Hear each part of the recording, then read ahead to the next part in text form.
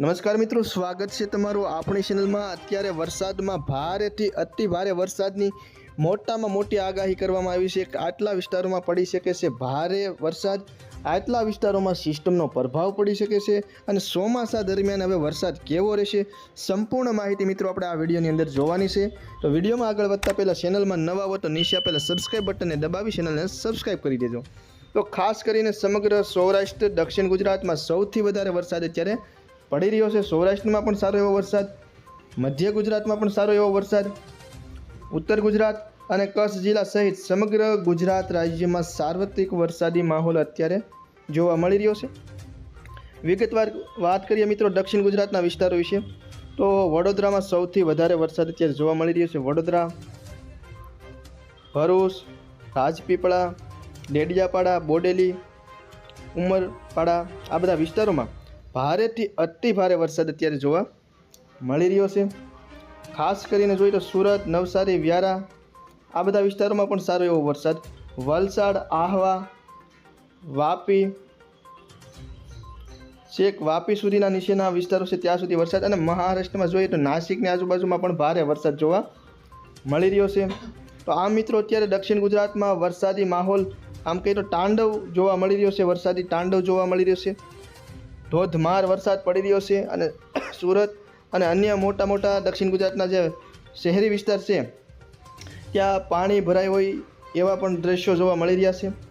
આમ જોઈએ તો સૌથી વધારે અત્યારે જંબુસર, દેવલા, પાલેજ, કરજણ આ બધા વિસ્તારોમાં ભારેથી અતિ ભારે વરસાદ અત્યારે જોવા મળી રહ્યો છે। ડભોઈ, વડોદરા સહિત મિત્રો। તો વાત કરીએ આપણે સૌરાષ્ટ્રની, તો સૌરાષ્ટ્રમાં પણ ખાસ કરીને દરિયાકાંઠાના વિસ્તારો જેવા કે ઢોલેરાની જે નજીકનો જે દરિયાકાંઠાનો વિસ્તાર છે એમાં, પછી મિંગલાજપુર, પછી ભાવનગર હોય, વલભીપુર હોય, સોનગઢ આ બધા વિસ્તારોમાં સારો એવો વરસાદ અત્યારે જોવા મળી રહ્યો છે। વળી નીચે જોઈએ તો ઘોઘાની આજુબાજુના જે વિસ્તારો છે એમાં પણ ભારે વરસાદ અત્યારે જોવા મળી રહ્યો છે। કુડા હોય, અલંગ હોય, તેમજ ભારોલી, તળાજા સહિતના જે દરિયાકાંઠાના ભાવનગર જિલ્લાના જે ગામડા છે એમાં પણ અત્યારે સારો એવો વરસાદ જોવા મળી રહ્યો છે। આ સિવાય પાલીતાણા હોય, અમરેલી હોય, ધારી હોય, રાજુલા, મહુવા, કોડીનાર, વેરાવળ આ બધા વિસ્તારોમાં પણ અત્યારે મધ્યમ વરસાદ જોવા મળી રહ્યો છે। હવે સૌરાષ્ટ્રમાં ઓછો વરસાદ કાલાવાડ, જામનગર, ખંભાળિયા, જેતપુર અને જે જેતપુર નીચેના જે વિસ્તારો છે અમરેલીની જે બંનેની વચ્ચેનો જે વિસ્તાર એમાં પણ અત્યારે ઓછો વરસાદ જોવા મળી રહ્યો છે। બાકી જે દરિયાકાંઠાના જે વિસ્તારો છે આખો પટ્ટો સૌરાષ્ટ્રનો એમાં સૌથી વધારે વરસાદ જોવા મળી રહ્યો છે। વાત કરીએ મિત્રો મધ્ય ગુજરાતમાં કેવો વરસાદ અત્યારે જોવા મળી રહ્યો છે લાઈવમાં, તો તે તમે જે લાલ કલરનું જોઈ રહ્યા છો એમાં સૌથી વધારે વરસાદ, ત્યાર પછી જે પીળા કલરનું જે દ્રશ્યો બતાવી રહ્યા છે એમાં એનાથી ઓછો વરસાદ, અને દૂધિયા કલરનું બતાવી રહ્યા છે એનાથી મધ્યમ વરસાદ। તો મધ્ય ગુજરાતમાં ખાસ કરીને તમને જણાવી દઈએ કે અમદાવાદ, વિરમગામ, કલોલ, બાયડ, લુણાવાડા, દાહોદ, ગોધરા સહિતના જે વિસ્તારો છે, નડિયાદ, ખેડા, બાવળા, વટામણ આ બધા વિસ્તારોમાં અત્યારે સારો એવો મધ્યમથી અમુક વિસ્તારોમાં ભારે વરસાદ પણ જોવા મળી રહ્યો છે। આણંદ, પેટલાદમાં પણ સારો એવો વરસાદ જોવા મળી રહ્યો છે। વાત કરીએ મિત્રો ઉત્તર ગુજરાતના વિસ્તારો વિશે, તો ઉત્તર ગુજરાતમાં પણ ખાસ ડીસા, મહેસાણા તેમજ ભીનમાલ સહિતના જે વિસ્તારો છે એમાં હળવોથી મધ્યમ વરસાદ જોવા મળી રહ્યો છે। મહેસાણા સહિતના તમામ ઉત્તર ગુજરાતના વિસ્તારોમાં મધ્યમ વરસાદ જોવા મળી રહ્યો છે। અને મિત્રો હવે પવનની ગતિની વાત કરીએ તો અત્યારે નોર્મલ જે રીતે પવનની ગતિ હોય એ જોવા મળી રહી છે।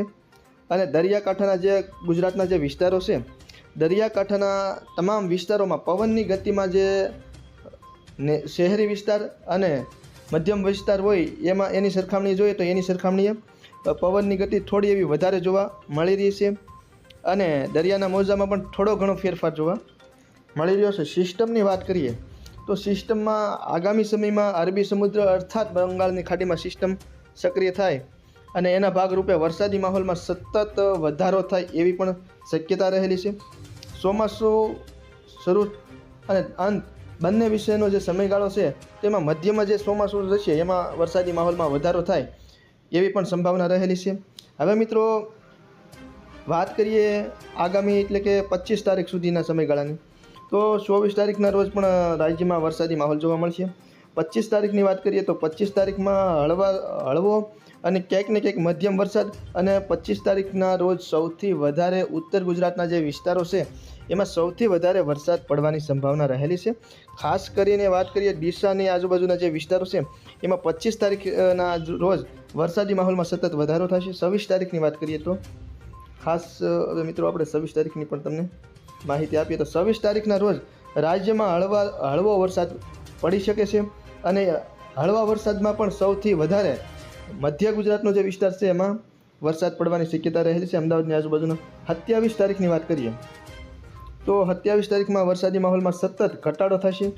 આમ જોઈએ તો હજુ રાજ્યમાં 27 તારીખ સુધી રાજ્યમાં વરસાદી માહોલ સતત બન્યો રહે એવી શક્યતા રહેલી છે. તો આમ જોઈએ તો હવે તમે આજના લાઈવમાં આખા દેશમાં કેવી રીતનો વરસાદ જોવા મળી જશે એના વિશે પણ એક નજર તમને બતાવીએ, એક નજર ફેરવીએ.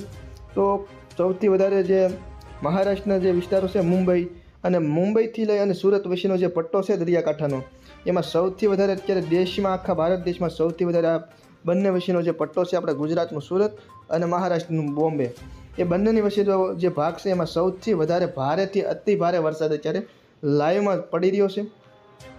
આ સિવાય જોઈએ તો અન્ય વિસ્તારોમાં પણ ક્યાંક ને ક્યાંક ઉપરવાસ જે ભારતનો જે વિસ્તાર છે એમાં પણ કંઈક ને કંઈક વરસાદી માહોલમાં સતત શિમલા અને એ બધા વિસ્તારો છે એમાં વરસાદી માહોલ વધારે જોવા મળી રહ્યો છે.